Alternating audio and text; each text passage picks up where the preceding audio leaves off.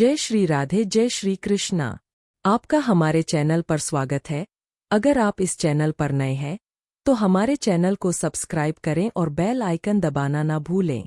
इस वीडियो को अपने दोस्तों के साथ शेयर करें ताकि वह भी सनातन धर्म को जान सके। आइए अब मैं आपको सुनाती हूँ वैशाख मास का चौथा अध्याय। नारद जी बोले, आगे सुनो राजन। वैशाख माह में शरीर पर तेल की मालिश करना, दिन में सोना, कांसे के बर्तन में भोजन करना, घाट पर सोना, निषिद्ध भोजन का भक्षण करना और रात्रि में देरी से भोजन करना, इन 8 निषेध और वर्जित कार्यों का त्याग कर देना। जो साधक नियम पूर्वक वैशाख मास में कमल के पत्तों पर भोजन करता है वो सारे पापों से मुक्त होकर विष्णु लोक को चला जाता है। जो साधक मार्ग में चलने अर्थात यात्रा के श्रम से थके हुए अपने घर पर आए ब्राह्मण या अतिथि को दोपहर के समय सुंदर आसन पर विराजमान करा के उसके चरणों को दबाता है वो सारे भवबंधनों से मुक्त हो जाता है। ऐसे साधक को ही गंगा आदि समस्त तीर्थों के स्नान का पुण्य फल प्राप्त होता है।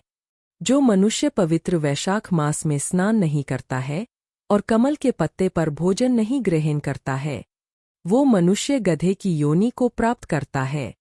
इसके बाद वो खच्चर की योनि में जाता है। जो मनुष्य स्वस्थ और निरोगी दशा में भी वैशाख मास का स्नान नहीं करता है वो चांडाल योनि में जन्म लेता है। हे राजर्षि, वैशाख मास में मेष की संक्रांति के दिन घर से बाहर जाकर जो स्नान नहीं करता है अर्थात तीर्थ स्नान नहीं करता है वो 100 जन्मों तक कुत्ते की योनि में जन्म लेता रहता है। जो मनुष्य इस मास को बिना दान किए व्यतीत कर देता है वो पिशाच योनि को प्राप्त कर नरक में जाता है। जो लोभी मनुष्य वैशाख में अन्न और जल का दान नहीं करता उसके पापों और दुखों का कभी अंत नहीं होता। यह ध्रुव सत्य है कि वैशाख के महीने में जो मनुष्य श्रद्धा और भक्ति के साथ भगवान विष्णु में अपना मन रमाकर नदी में स्नान करता है उसके 3 जन्मों के सारे पाप नष्ट हो जाते हैं। जो साधक सूर्योदय से पहले प्रातःकाल समुद्र में मिलने वाली नदियों में स्नान करता है ऐसे मनुष्य के 7 जन्मों तक किए गए सारे पाप तत्काल नष्ट हो जाते हैं। जो मनुष्य सूर्य उगने से पहले उषाकाल में सप्त गंगा में स्नान करते हैं उनके कोटि जन्मों के अर्जित पाप तत्काल नष्ट हो जाते हैं। जाह्नवी, वृद्ध गंगा, सरस्वती, कालिंदी, कावेरी, नर्मदा और वेनी सप्तगंगा कहलाती है। जो साधक वैशाख मास में देवखाद अर्थात अप्राकृति जलाशयों में स्नान करते हैं उनके जन्म से लेकर उस आयु तक यानी स्नान के समय तक किए गए समस्त पाप समूल नष्ट हो जाते हैं। वैशाख मास में जो मनुष्य बावड़ी में स्नान करते हैं, हे राजेंद्र, उनके बड़े बड़े पाप समूल नष्ट हो जाते हैं। अपने घर के बाहर किसी अन्य स्थान पर यदि गौ के चरण के बराबर भी जल भरा हो तो वहाँ गंगा आदि समस्त नदियाँ निवास करती है। ये निश्चित सत्य है। जो साधक इस सत्य को जानता है उसे सारे तीर्थों से अधिक फल प्राप्त होता है। हे राजऋषि, रसों से दूध का महत्व अधिक है और दूध से अधिक महत्व दही का है। दही से भी उत्तम घृत है। कार्तिक से अधिक महत्व माघ का है और माघ से अधिक महत्व वैशाख मास का है। ये वट वृक्ष के बीज की तरह वृद्धि को प्राप्त करता है। साधक चाहे धन संपन्न हो अथवा दरिद्र हो या पराधीन हो फिर भी उसे जो भी वस्तु प्राप्त हो सके वही वस्तु श्रद्धा सहित दरिद्र और ब्राह्मण को दान करनी चाहिए। कंद, मूल, फल, शाक, नमक, गुड़, छोटी नौका, पत्र, जल और छाछ इत्यादि जो वस्तु भी साधक दान करता है वह पुण्य फल में अनंत गुनी बढ़ जाती है। दान का ही सबसे अधिक महत्व बताया गया है।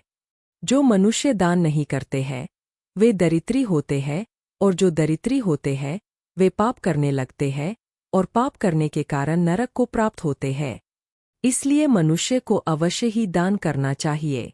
जैसे कोई विशाल भवन बड़ा सुंदर और भव्य हो साथ ही वो सारी सुखदायक सामग्रियों से भी भरा हो लेकिन यदि उस पर छत्र न हो शोभायमान प्रतीत नहीं होता है।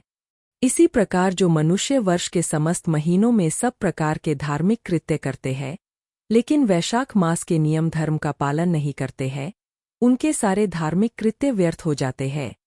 सर्वगुण संपन्न कन्या की शोभा पति की विद्यमानता में ही है। इसी प्रकार सारे धार्मिक कर्मों का महत्व केवल तभी है जब वैशाख मास के धर्म का पालन किया जाए। जो पुण्य कर्म वैशाख मास में नहीं है और निष्फल है उसका फल प्राप्त नहीं होता है।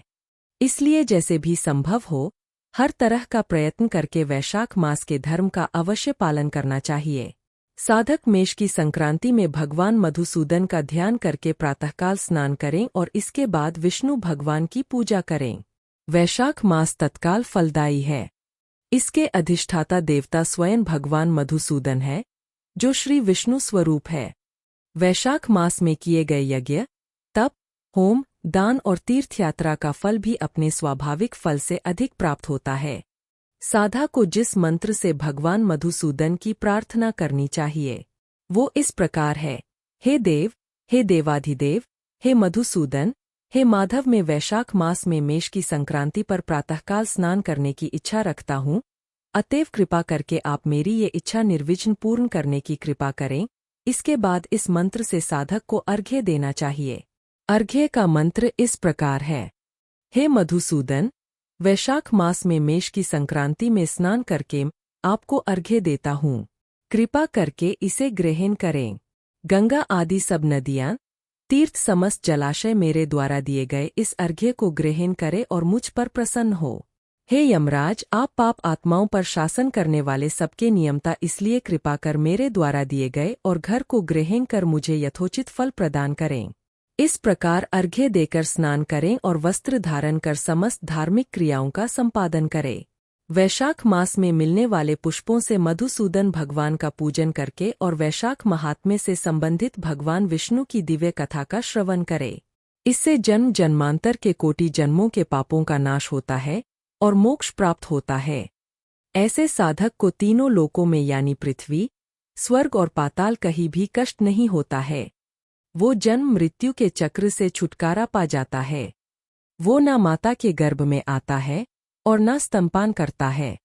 हजारों ब्रह्मा हत्या के पाप से किसी भी धार्मिक अनुष्ठान द्वारा मुक्त हुआ जा सकता है, लेकिन वैशाख मास में स्नान न करने के पाप से कभी भी मुक्ति नहीं मिलती है। अर्थात ये पाप कभी भी नष्ट नहीं होता है।